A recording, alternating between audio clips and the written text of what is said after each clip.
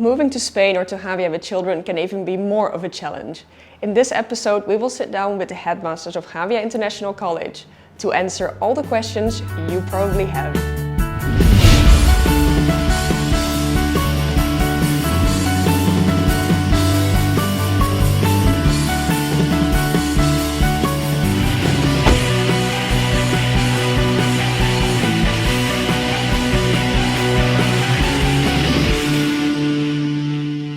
In this episode, we have as our guest Richard Wijeratne. Thank you for being here. It's really good to have you on here to talk about the things people need to know when they want to enroll their child in a private school, a private international school here in Spain.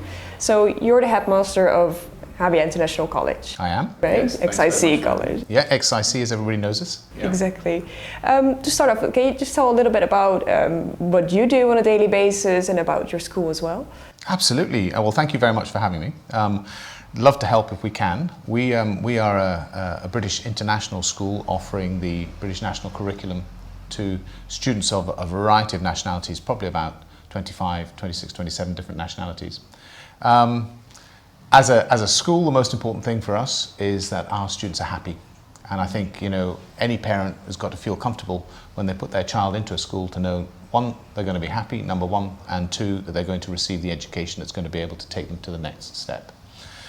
In schools such as ours, in Xabia International College, we follow a curriculum from age 2 to 18. So you come with your little person who can just about walk or should walk, and join us in our pre-nursery, and you will receive an education from age 2 to 18 in English, and you should have a toolkit to be able to go to any university that you want to in the world. So the A-level project that we follow allows you to progress to university that you wish to. Doesn't matter whether you're German, Dutch, French, Belgian, or British, you take your A-level, it can be convalidated in your country. So that's basically what we do. Day to day, it's brilliant fun. That's the most important thing. We take what we do extremely seriously, and it's most important that we do that. We know we've been in this industry for a long time. I've been lucky enough to be here for 23 years, and I know what young people need, and I know what makes their parents content by putting them with us.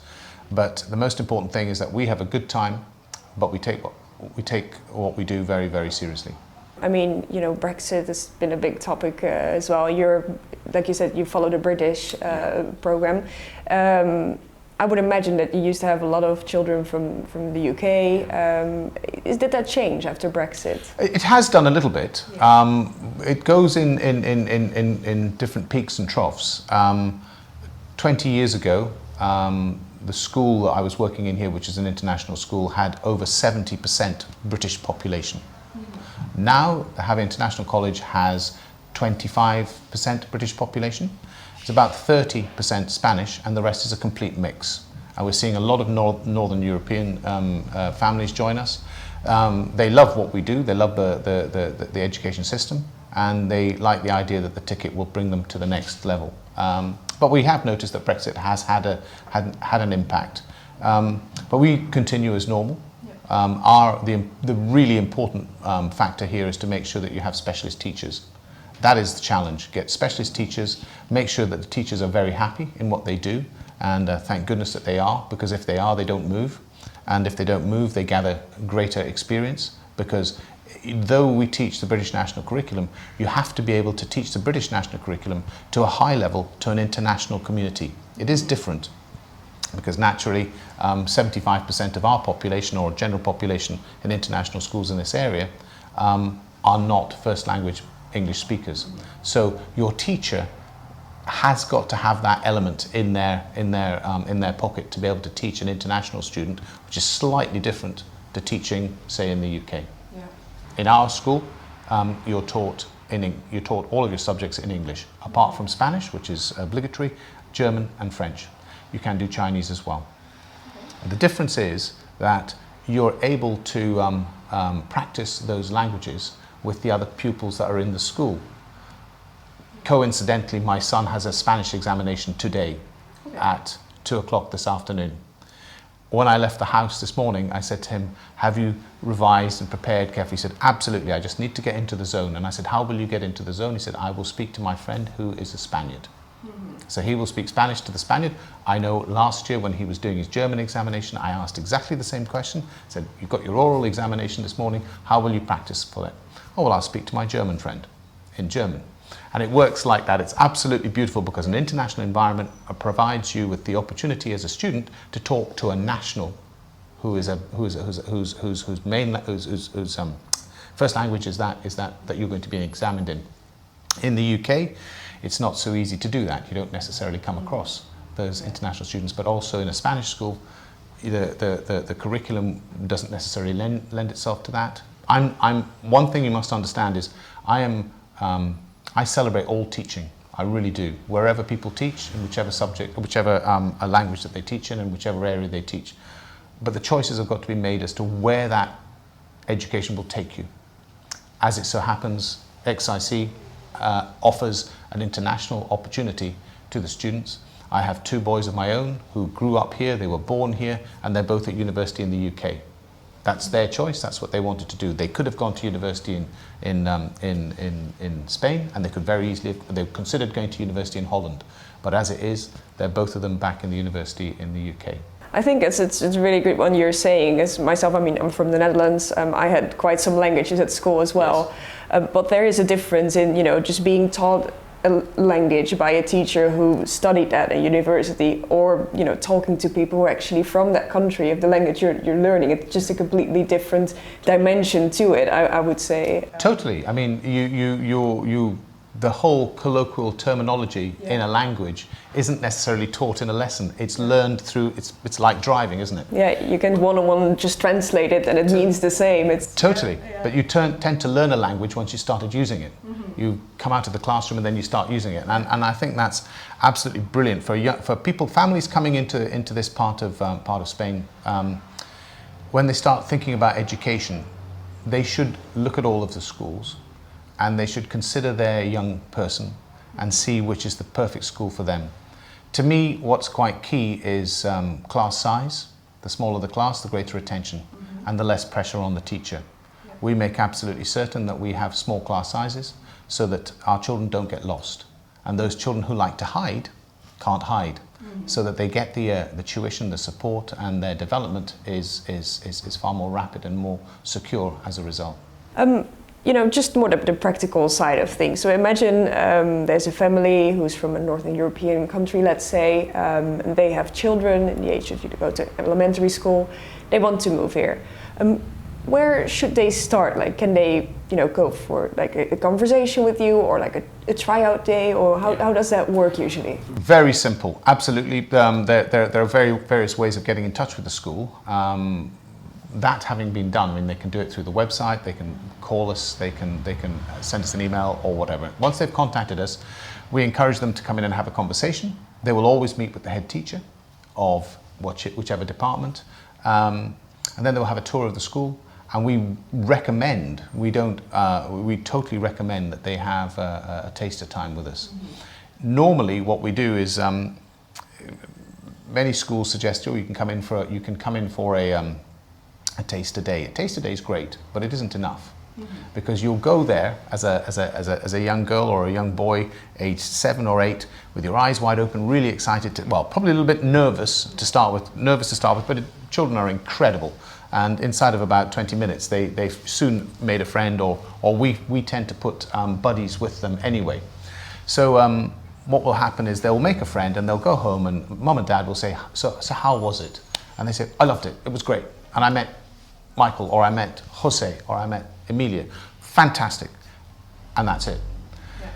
The shame is that's their one day. Mm-hmm. So we would always recommend that they do 2 or 3 days, because then they will really make a friend. They'll go back the next day excited to find that person that they met the day before, link in with that person again, so that when they join the school, they may already have met that person outside of school, as they've come to Spain and they've settled down. Oh, okay. And what's quite curious is I've met people here through my children. Yeah. You know, that's what has happened. So my friend is, you know, and their mum and dad would like to meet you. That happens, which is lovely. The school has a parents' association which is vibrant and it's really, really healthy, and it gives the opportunity for families to join the school, but then the parents to have some sort of link with other parents within the school, and that's really vital when they move to a new part of, they're starting on a new life, and they want to know where to go, what to do, what's the nicest places to visit, etc. So the parents actually become part of the community. In essence, like I said at the very beginning, the most important thing is that the children are happy. Yeah. The children are happy, the parents will sleep well at night, and they'll know that they've done the right thing with their children. This is key. So I would suggest that the first thing is that they make contact with the school. Our wonderful ladies who look after the admissions there, they are really, really good, because what they do is they make sure that they know the individual and what the individual is after before they even get to the school. And it's very personal, because the school isn't enormous. And then what they will do is they'll make sure that there's an opportunity to meet one of us as leaders of the school, and then we take it to the next step. The nice thing here is there is never any pressure. Okay. It's very much down to the family. The family make the choice. We are delighted to help them in every way that we possibly can. Right now, the school is pretty full. We've gone through a process just now that we're building a new primary school. Thankfully, we're building a new primary school because we will have more space so that we'll be able to accommodate slightly more students. But we certainly don't want the school to be large. If it's too big, children get a little bit lost, and they can be a little bit intimidated. And the better thing to do is where you can put them into a place where they're relaxed, they're happy, they're contented. And again, as I say, contented children allow parents to sleep well at night. I mean, to close off with, what I always like to ask is, you know, do you have like one main advice you would like to give to parents with children who are right now in the process of, you know, should I enroll my child and how does it work? Is there like one main advice you could think of that could really help them out in this process? Yeah, my main piece of advice that I would give is start early. Because what tends to happen is people come to schools last minute and there isn't a space. So if they're planning to come to Spain and come to the Costa Blanca, please put your planning in place early on.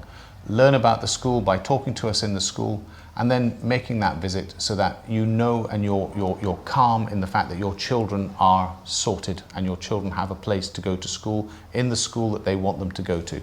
Because there is nothing more worrying, and I see it too frequently when we turn people away and they think, what do I do now? Where do I go now?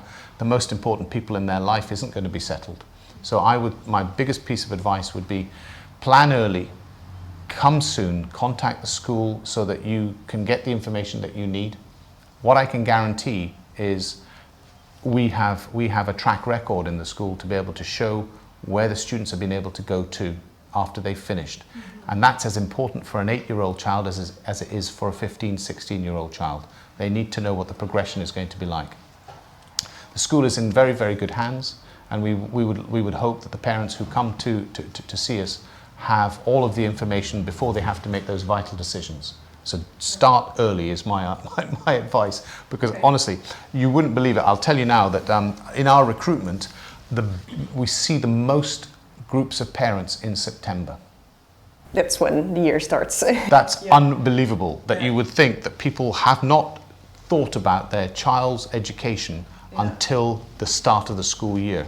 And certainly with XIC, it'll be full. So if they're going to think about it, they need to do it a little bit earlier to make sure that they've got a place. So Richard, thank you so much for being here today and share all this information with me, with us, and with everybody out there who's in the situation and in the position of moving here. And it's an absolute privilege, it really is. And thank you for asking me to help you with this, because working with young people is something that's a passion. It's a passion of mine, and it's one of the key elements when we staff the school to make sure we get the right people to work with our students, and that is absolutely key. So when families come, they can feel comforted in the fact that they're going to get a good education, but that education is delivered by people who actually really believe in what they do. So if you have more questions for Richard, I will put his contact details in the description below. And if you're new to this channel, don't forget to hit the subscribe button to stay up to date with our latest videos.